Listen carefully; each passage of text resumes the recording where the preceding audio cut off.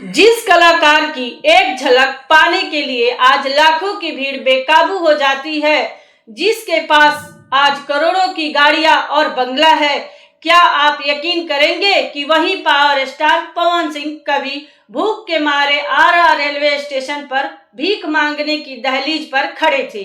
जी हाँ, मात्र 10 रुपए की एक ऐसी चोरी जिसने बचपन के मासूम पवन सिंह को इस कदर तोड़ दिया कि उन्होंने वो खौफनाक रात रोते हुए स्टेशन के प्लेटफॉर्म पर गुजारी थी। आखिर क्या हुआ था उस भयानक रात को, जिसे याद करके पवन सिंह आज भी भरे इंटरव्यू में फूट फूट कर रो पड़ते हैं। आज इस दिल दहला देने वाले वीडियो में आपकी दिल रो देगा। आज पवन सिंह जिस मुकाम पर है, वहां पहुंचना हर कलाकार का सपना होता है। आज वो करोड़ों के मालिक है, लेकिन क्या आप जानते हैं कि इसी चमक दमक के पीछे एक ऐसा भयानक सच भी छिपा है, जिसे याद करके आज भी पवन सिंह कैमरे के सामने फूट फूट कर रो पड़ते हैं। एक ऐसी रात जब भोजपुरी का यह सुपरस्टार भूख और मजबूरी में आरा रेलवे स्टेशन पर भीख मांगने की दहलीज पर खड़ा था। मात्र 10 रुपए की एक ऐसी कहानी जिसने बचपन के मासूम पवन सिंह को पूरी तरह तोड़कर रख दिया था। आखिर क्या हुआ था उस खौफनाक रात को? यह कहानी आज के पावर स्टार की नहीं, बल्कि 6ठी क्लास में पढ़ने वाले छोटे से पवन की है। वो दौर ऐसा था जब पवन सिंह के परिवार पर दुखों का पहाड़ टूटा हुआ था। आर्थिक स्थिति इतनी खराब थी कि वो 2 वक्त की रोटी का जुगाड़ करना भी मुश्किल था।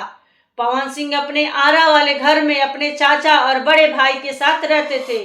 रहने के लिए कोई महल नहीं था, बल्कि 300 रुपए महीने के किराए का एक छोटा सा तंग कमरा था। उस कमरे में न तो ऐशो आराम के साधन थे और न ही ठीक से सोने की जगह, लेकिन मजबूरी का नाम ही जिंदगी था। छोटा सा पवन सिंह दिन भर गाने का रियाज करता था और रात को उसी तंग कमरे में सो जाता। एक दिन 6ठी क्लास में पढ़ने वाले पवन का मन भी दूसरे बच्चों की तरह मचल गया। बाजार में बिक रहे एक खिलौनों पर उनकी नजर ठहर गई। हर बच्चे की तरह उनका भी मन हुआ कि काश वो खिलौना उनके पास भी होता, लेकिन जेब खाली थी। घर में मांगने पर सिर्फ डांट मिलती। ऐसे में मासूमियत कहे या जिद, पवन सिंह ने एक ऐसा कदम उठाया जिसकी सजा उन्हें जिंदगी भर का दर्द दे गई। पवन सिंह ने चुपके से अपने बड़े भाई की जेब से 10 रुपए निकाल लिए।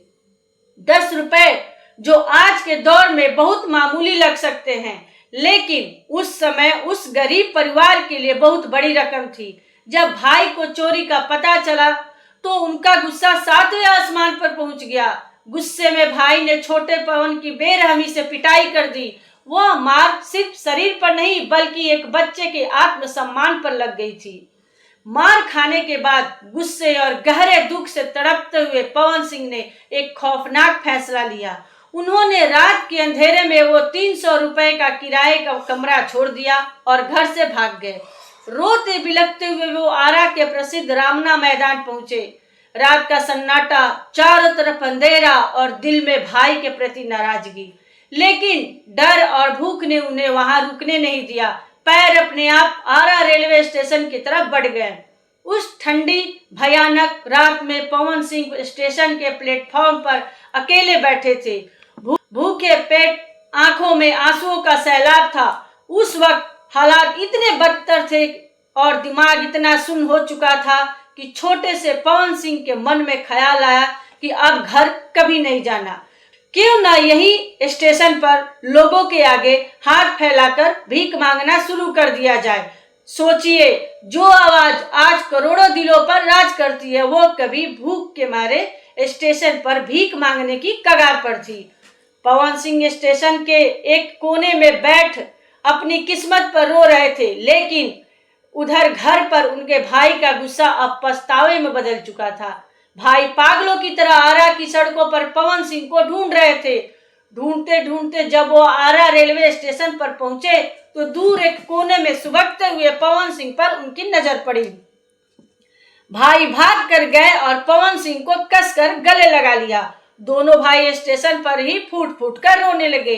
भाई ने रोते हुए कहा, मैंने तुझे गुस्से में मार तो दिया, लेकिन तेरे बिना मैं कैसे रहूंगा। वो नफरत का पल पल भर में प्यार गहरे प्यार में बदल गया। कहते हैं ना, वक्त बदलते देर नहीं लगती। जो बच्चा कभी 10 रुपए के लिए मारा गया, जो कभी स्टेशन पर भीख मांगने की सोच रहा था, आज उसे दुनिया पावर स्टार पवन सिंह के नाम से जानती है।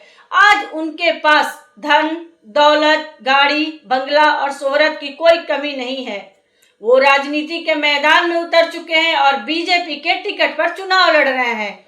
लेकिन पवन सिंह आज भी जब उस 300 रुपए के कमरे और 10 रुपए के उस भयानक रात को याद करते हैं तो उनकी आंखें भर आती हैं। आपको कैसी लगी दिल छूने वाली स्टोरी, हमें कमेंट करके जरूर बताएं। लाइक और शेयर जरूर करें, क्योंकि आपके प्यार से ही तो हम हैं। धन्यवाद।